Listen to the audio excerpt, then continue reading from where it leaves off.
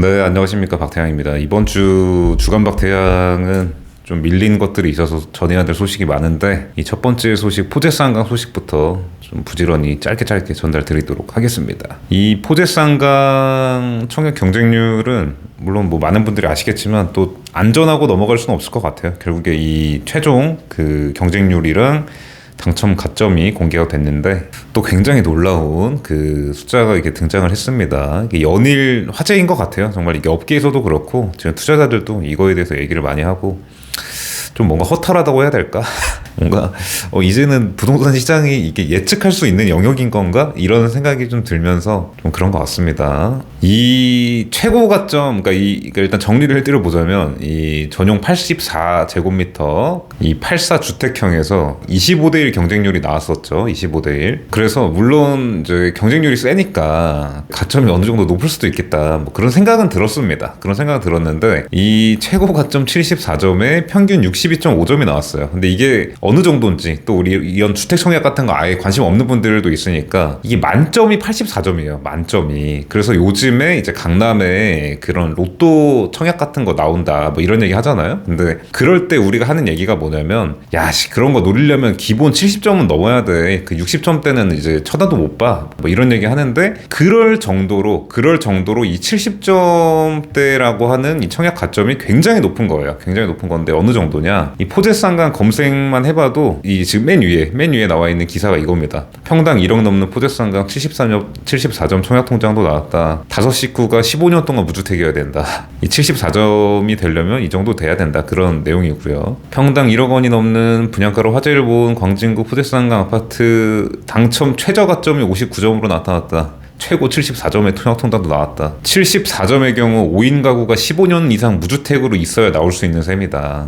근데 여기서 놀라운 게, 우리가 이제 모두 아시는 것처럼 뭐 분양 가격이 뭐 35억, 44억 뭐 이렇지 않습니까? 포제스한강이. 요 정도 분양 가격을 감당할 수 있는, 이제 그 정도 구매력이 있는 가정에서 15년 이상 무주택으로 이렇게 있어야 되는 거죠. 아무튼 이 포제스한강 사례는 거의 올해 연구 대상이라고 볼 수 있을 것 같아요. 올해 연구 대상이다. 이 분양 최종 결과가 이제 정계약하고 나서가 어떻든 말든 지금까지의 결과만으로도 충분히 연구 대상이에요. 충분히 연구 대상이다. 아무리 뭐 시행사가 대형 디벨로퍼고 마케팅을 잘했고 그걸 다 감안해도 엄청난 결과예요. 엄청난 결과입니다. 아무튼 이제 84제곱미터 얘기를 해봤고, 그 다음으로 큰 평수인 뭐 46평, 50평 요런 애들도 우리가 이제 2순위에 좀 주목을 해봐야 된다, 이런 얘기를 했지 않습니까? 25가구를 분양을 하는데 1순위에서 54개가 들어왔고 54개가 들어왔습니다. 그리고 2순위에서, 그러니까 1순위에서 54개, 2순위에서 277개가 들어온 거죠. 277개. 2순위에서만 모집 세대수의 10배가 넘게 들어온 거고요. 그리고 이 50평형 1, 2, 3 타입 같은 경우에는 1순위에서 56개, 2순위에서 61개가 들어오면서 1순위보다 또 더 많은 숫자가 또 들어왔습니다. 근데 여기까지 듣고 이걸 왜 호들갑 떴는지 모르는 분들을 위해서 이 타이밍에 한번 또 가격 한번 살짝 보고 가겠습니다. 포제스한강, 아까 제가 이제 2순위에서만 10배수 넘게 들어왔다고 한 그게 이제 46평형인데, 공급 46평형인데 분양 가격이 46억 5천, 50억, 46억, 44억 이런 정도의 느낌입니다. 50억, 51억. 그리고 방금 전에 46평 정도까지는 아니지만 1순위보다 2순위에 더 많이 들어왔던 그 50평 같은 경우에 55억, 61억, 63억 요 정도의 금액이라고 보시면 좋을 것 같습니다. 이렇게 가격을 보고 다시 보면 뭔가 좀 달라 보이죠. 이 46평과 이제 50평, 그리고 우리 이제 80평 이상 초대형 면적들하고 이제 펜트하우스들이 또 관건이었는데, 펜트하우스가 이제 그 최고 가격 뭐 160억이다 그러면서 이제 화제가 됐던 그런 세대들입니다. 150억, 160억인데 1순위에서 5개, 2순위에서 8개, 1순위에서 5개, 2순위에서 11개 이렇게 들어왔고요. 펜트하우스가 초대형 면적 80평대 애들, 80평대 90평, 1순위 16개, 2순위에서 49개, 1순위에서 3개, 2순위에서 10개 들어왔습니다. 그러니까 우리가 그 이제 84제곱미터 이외의 다른 타입들이 전부 다 1순위보다 2순위에서 더 많이 들어왔어요. 그러니까 이제 뭐 예상하기 어려웠던 건 아닌데 그래도 설마 했던 마음이 좀 있었습니다. 설마 했던 마음이 1순위에서 들어온 것도 신기한데 이게 2순위에서 이렇게 들어왔다 보니까 놀란 그런 포인트가 있었고, 방금 봤던 그 초대형 면적들 분양가도 한번 보고 지나가도록 하겠습니다. 89억, 100억, 110억, 120억 요 정도 금액이고요. 우리 90평 같은 경우에는 100억에서 128억, 87평 같은 경우에는 130억까지 97억부터 요런 느낌이었고요. 요런 거에 아까 1순위보다 2순위에 더 많은, 그러니까 모집 세대수보다 더 많은 그 청약들이 들어온 상황입니다. 그리고 펜트하우스는 150억, 160억인데 펜트하우스는 단 2세대 모집하는데 29개의 청약이 들어오면서 이게 청약으로 이제 정계약에서 완판이 될까, 이게 좀 주목이 될 것 같아요. 그러니까 물론 사실 이 정도 들어왔으면은 원래 같으면 당연히 완판인 건데 그래도 워낙 고가이기 때문에 정계약으로 끝날까, 이게 좀 이제 주목이 될 것 같아요. 그리고 근데 사실 펜트하우스는 이 포제스 한강이 아니더라도 원래 사실 지방이 됐든 아니면 어디 뭐 수도권이 됐든 펜트하우스는 의외로 분양이 잘 돼요. 의외로 분양이 잘 되는데 희소하기 때문에. 그런데 지금 결론적으로 이 포제스 한강에서 이제 주력 타입이라고 할 만한 거는 이 80평대에서 이제 86평부터 90평까지 이루어져 있는 이 초대형 면적들이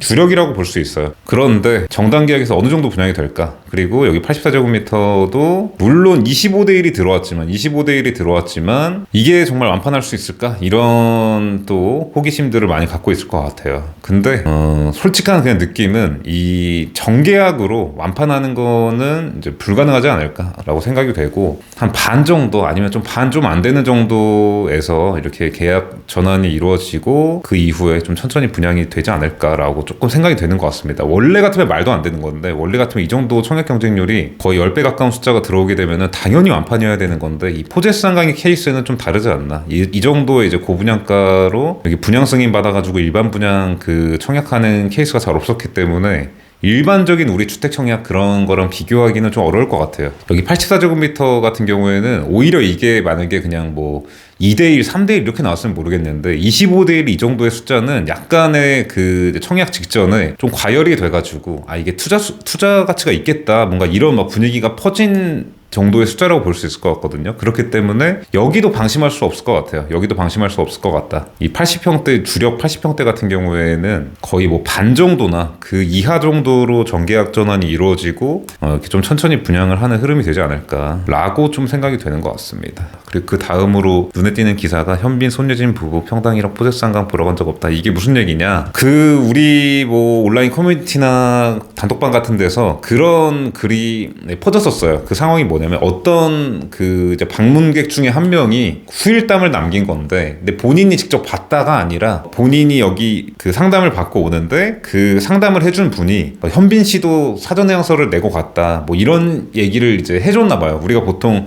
좀 이런 이제 고급 주택 분양 사업장 같은 데 가면은 이렇게 은밀하게 좀 얘기를 많이 해주잖아요. 뭐 연예인 누구도 했다, 누구도 다녀갔다, 뭐 사전 해양서 넣었다, 청약했다, 뭐 이런 얘기를 많이 하지 않습니까? 근데 요즘 SNS가 워낙 발달하다 보니까 그분이 뭐 어디에 글을 썼는지 모르겠는데 그 뭐 포제스 한강 후기라고 남긴 글이 단톡방 같은 데 통해서 엄청나게 빨리 퍼져 나간 거예요. 그래서 이 현빈 씨도 어지간하면 이 반응을 안 했을 텐데 본인은 직접 보러 간 적이 없다라고 이렇게 정정 그 보도를 하는 그런 상황이었다고 볼 수 있을 것 같습니다. 근데 이게 제가 지난번 그 주간박태양에서도 이제 포제스 한강 언급할 때 말씀을 드렸지만 보통 사실 이 정도 뭐 50억 넘는 뭐 100억 넘는 이런 이제 고급 주택 분양 사업장 홍보가는 되게 프라이빗하긴 하잖아요. 여러분들 그 많은 분들 아시겠지만, 근데 포제스 한강은 그런 느낌이 아니었어. 진짜 이게 평당 1억 넘고 뭐 이런 막 100억짜리 파는 뭐 이런 홍보관의 느낌이 아니라 그냥 우리 무슨 뭐 둔촌주공 막 이런 뭐 그런 일반적인 주택 청약 구경하러 오는 것처럼 막 사람들 엄청 많고 핫한 그런 아파트 분양 같은 느낌 있죠. 막 그런 느낌으로 하다 보니까 이게 너무 프라이빗하지가 않았던 거예요. 그래서 이제 앞으로 이런 이제 고급 주택 분양 홍보관을 운영하는 하는 데 있어서 이게 좀 영향이 있지 않을까. 어쨌든 현빈 씨는 안 다녀갔다고 이렇게 기사를